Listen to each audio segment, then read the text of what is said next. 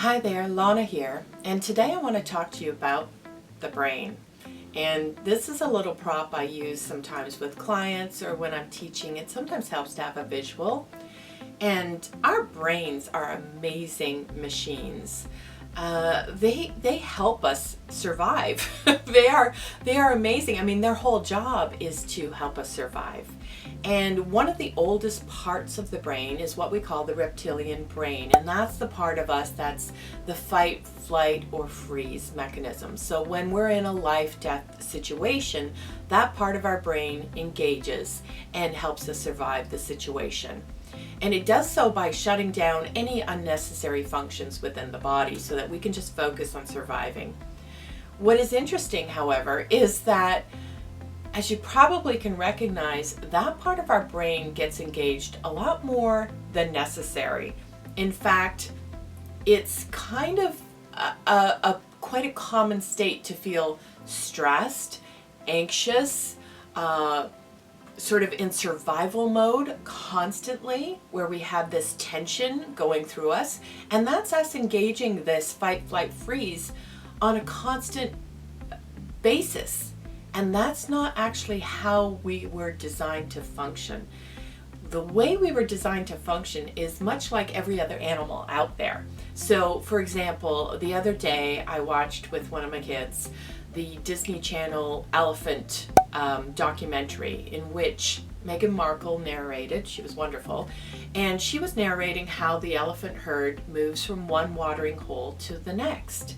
And what I noticed about their trek was that they were faced with true life or death situations, whether it was a pride of lions that were coming after them, or alligators in the water as they were moving across the water, or they'd reach a watering hole and it would be empty, or there was another herd already at the watering hole, or somebody had a baby so it was going to slow down the whole trek. I mean, it was on and on and on, and I was watching this thinking, oh my gosh, these are true life and death situations. But what was so fascinating was that they would experience the life and death situation and move through it. So they would survive that, move through it, and they would just move on with life. They were fine.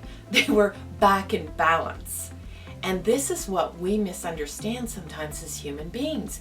We forget that fight flight does not need to be engaged 24/7, 365 days out of the year. That's not how our system was designed.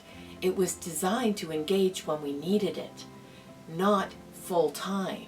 And so if you notice that you're in this constant state of stress and tension, notice that what's happening is your mind is creating scenarios, creating a thinking, feeling scenario that looks real to you, and you're experiencing it as a life or death situation. And what you can do is that feeling is a clue to where your thinking's at and how it's not in perspective to what's truly happening. Now, there are going to be life-death situations, and do not worry, your brain will engage. That reptilian brain will kick in immediately, and you'll know. But notice when you're just late for a meeting, notice that maybe that isn't life-death. Maybe that's just, oh, I'm late to a meeting, and it will be okay, and I'll do much better if I stay centered and grounded and just get to the meeting when I can get to the meeting, and that's the best I can do, rather than engage this fight flight and create havoc for your system, which, as many of you know, has ramifications later on over time as we end up with autoimmune system problems or headaches or migraines or any other manifestation that comes out in the body as over time we've worn it out with all of this stressful thinking. So our feelings, how we're feeling in our body, that tension is a clue to how you're using your mind and where your mind is going. So take a little bit more of a perspective in, is this really life or death? Or is this just a habit? Because this loves habits. Is this just a habit of thinking that I'm in and I don't need to be? Okay, till next time. Bye.